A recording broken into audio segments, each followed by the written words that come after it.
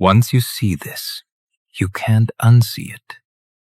Your relationships will feel different. Your job will look different. Every conversation will reveal the negotiation happening beneath the words. This isn't inspiration. This isn't motivation. This is dismantling. I'm about to show you the machine that runs underneath everything you think is real. And once you see it operating, you'll recognize it everywhere. In every interaction, every institution, every person who swears they're different. There's no going back from this. You'll never be innocent again. And that's the point. Let me start with something simple that will bother you for the rest of your life. Everyone you know is performing, including you. Not sometimes, not in specific situations, always. Every single human interaction is a calculated presentation of self designed to achieve a specific outcome. Your friend who seems so genuine? Performance. Your parent who says they just want you to be happy? Performance. That person who tells it like it is? That's a performance too. Authenticity is just the most sophisticated mask. Here's what nobody told you. There is no real you waiting underneath all the performances. The performance is all there is. You are an improvised character responding to social cues, adjusting your behavior in real time based on who's in the room and what you need from them. Watch yourself tomorrow. Notice how your voice changes when you talk to your boss versus your friend. Notice how your opinions shift slightly depending on who you're trying to impress. Notice how you edit your stories to make yourself look better, smarter, more victimized, more heroic, depending on what the moment requires. You think that's you adapting to social context? It's not. It's you being a different person. Because the truth is, you're not a person. You're a collection of strategic responses to social pressure. Now here's where it gets worse. The people closest to you? They're not close to you. They're close to the version of you that serves their needs. Your friends don't love you. They love how you make them feel. The moment you stop providing that feeling, validation, entertainment, status, utility, watch how fast the friendship develops natural distance. Your romantic partner doesn't love you unconditionally. They love you under very specific conditions. That you remain attractive, useful, emotionally available in the exact way they need, and never require more than they're willing to give. Fail any of these conditions long enough, and watch the unconditional love discover conditions real fast. This isn't cynicism. This is observation. Love, real love, the kind poets write about, is a story we tell to make resource exchange feel noble. Because I stay with you because leaving would be economically and socially costly doesn't make good wedding vows. Every relationship you have is transactional. You provide something, they provide something. The moment the exchange becomes unbalanced, the relationship renegotiates or ends. Friendship is conditional resource exchange. You provide emotional support, social proof, entertainment, connections, validation. They provide the same. When one person stops contributing, the friendship doesn't drift apart naturally. It terminates because the contract is broken. Nobody wants to hear this because we've built entire identities around the idea that our connections are authentic, that people value us for who we are, that love transcends calculation. But strip away the poetry and look at behavior, not what people say, what they do. People forget you exist the moment you stop being useful. They forgive you for anything as long as you're valuable. They abandon you for nothing as soon as you're not. This is the first piece of machinery. Human connection is negotiation disguised as intimacy. And you've been negotiating your entire life without realizing you were at the table. Now let's talk about something even simpler. Every room you walk into has a power structure. You can't see it, but it's there, operating, always. There's someone in charge. There's someone trying to be in charge. There's someone who thinks they're in charge but isn't. There's someone at the bottom pretending they're fine with it. And you're one of these people. You just don't know which one, because nobody ever taught you to look. Here's how you find out. Watch who interrupts who. Watch whose jokes get laughed at and whose get ignored. Watch who speaks first and who waits for permission. Watch whose ideas get credited and whose get stolen without acknowledgement. That's the hierarchy revealing itself. Now here's what makes this brutal. The people at the top of these hierarchies didn't get there by being the kindest, the smartest, or the most moral. They got there by understanding the game everyone else is pretending doesn't exist. Niceness, in most cases, is strategic weakness management.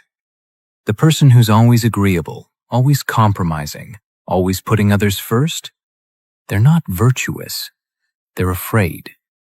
They've learned that niceness is the tax they pay to avoid conflict, rejection, or having to assert themselves. Powerful people are nice when it serves them. They're cruel when that serves them. They've figured out that morality is a tool, not a principle. You think morality is fixed. It's not. It's negotiated in real time based on convenience, social cost, and personal benefit. Watch how quickly people's values change when following them becomes expensive. Watch how principles evaporate the moment they conflict with personal interest. That person who posts about justice and equality? Put them in a situation where helping someone costs them status, money, or comfort. Watch what they choose. That's their real morality. Everything else is branding. Here's the part that will keep you up tonight. Your value to other people is brutally transactional, and they calculate it constantly. They're measuring, what do you bring? Status, money, entertainment, emotional labor, connections, skills? And they're comparing that to, what do you cost? Time, energy, social risk, emotional burden. When your cost exceeds your value, you get managed out. Slowly, politely, but definitively. This is why people ghost you, why friendships fade, why you get excluded from conversations. Not because they hate you, because the math stopped working. Nobody wants to say this because it makes us sound sociopathic, but behavior doesn't lie. People drop you the moment maintaining the relationship becomes net negative. And loyalty? Loyalty lasts exactly as long as it's mutually beneficial. The person who swears they'll always have your back, they will, right up until the moment backing you becomes too costly. Then they'll have a very good reason why this situation is different, why you're being unreasonable, why they have to look out for themselves. You've seen this happen. Someone gets accused of something. Watch how fast their real friends develop amnesia. Not because they're cowards, because loyalty is expensive, and most people aren't willing to pay the price. This is the second piece of machinery.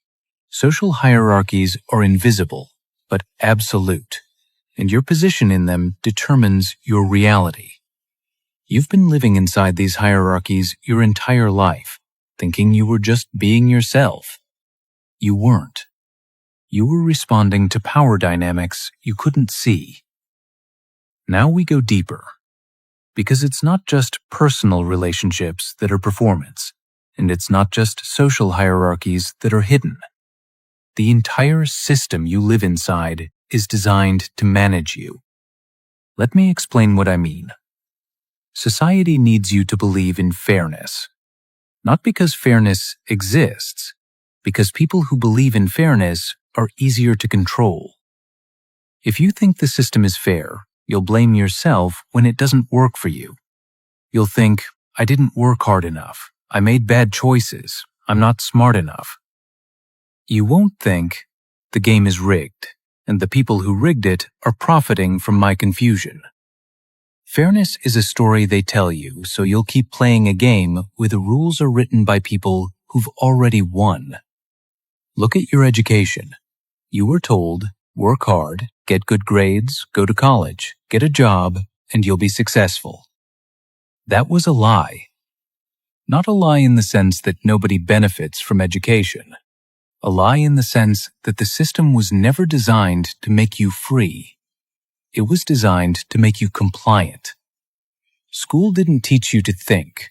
It taught you to obey. Sit down. Raise your hand. Ask permission to use the bathroom. Memorize what we tell you. Regurgitate it on tests. Don't question the curriculum. You were trained to be an employee, not a free thinker. And it worked.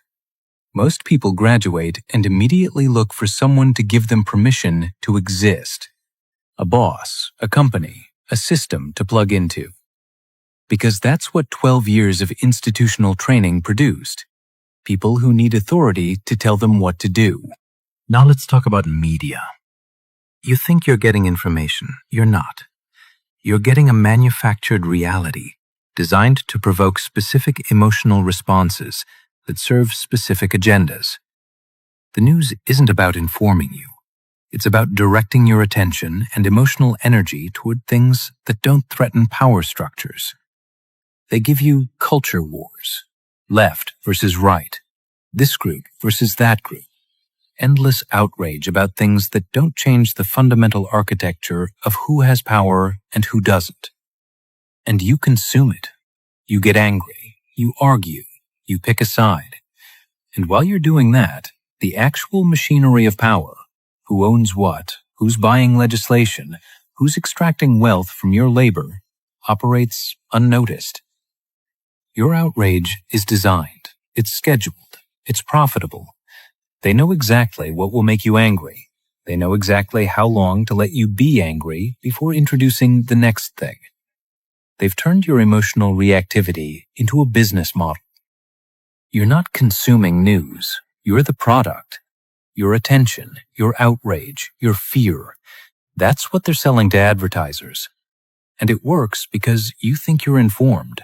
You think you're aware.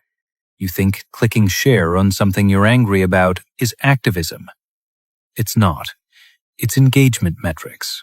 It's data. It's you participating in your own manipulation. Here's the question nobody wants to ask.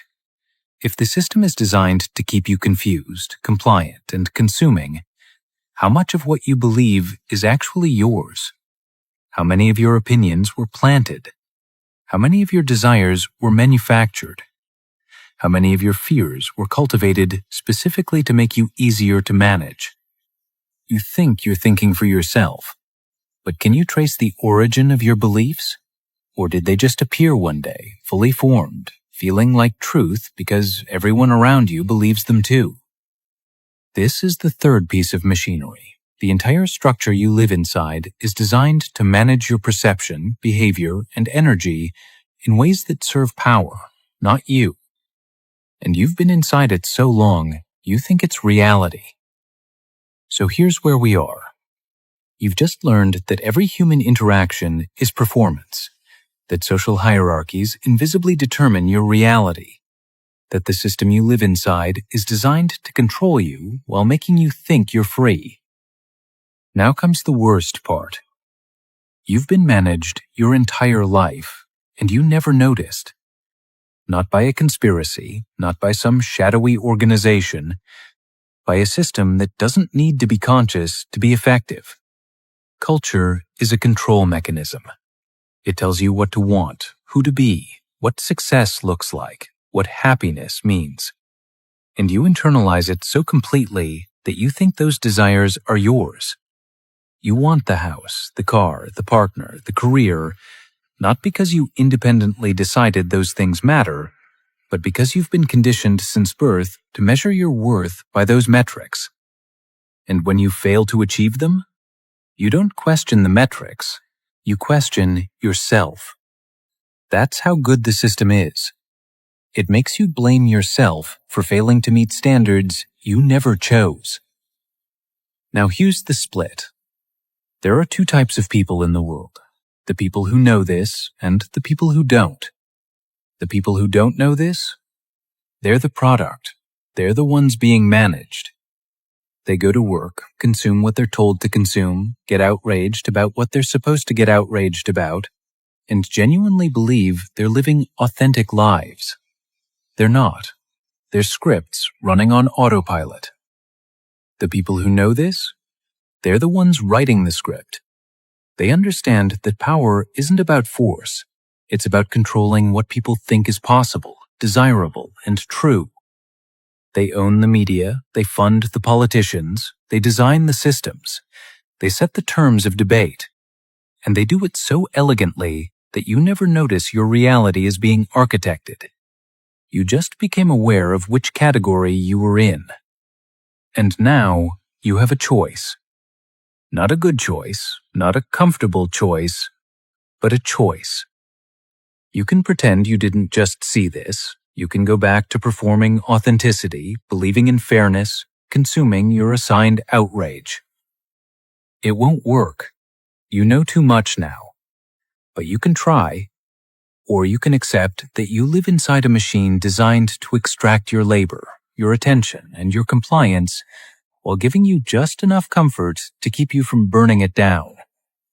And once you accept that, you can start playing the game consciously instead of being played by it. I told you at the beginning, this will ruin your innocence forever. And it has. You can't unhear this. You can't unsee the performance. You can't unfeel the hierarchies. You can't unknown the machinery. Every conversation from now on will have two layers. What people are saying and what they are actually negotiating. Every institution you interact with will reveal itself as a control mechanism the moment you look at it clearly. Every belief you hold will be suspect until you can trace its origin and verify it wasn't planted. This is the cost of awareness. Knowledge isn't liberation. It's burden. You don't get to be innocent anymore. You don't get to trust easily. You don't get to believe people at face value. You have to watch, calculate, understand the game being played beneath every interaction. Most people never wake up to this. They live their entire lives inside the performance, believing it's real, dying without ever seeing the strings. You don't get that anymore. Welcome to seeing the machine. Now you decide. Do you play the game consciously, understanding that everything is negotiation and nothing is sacred? Or do you spend the rest of your life uncomfortable, aware, unable to participate in the mass delusion, but also unable to stop seeing it? There's no good answer. There's just the choice. You're not going back to innocent. But at least now you know why nothing ever felt quite real. It wasn't.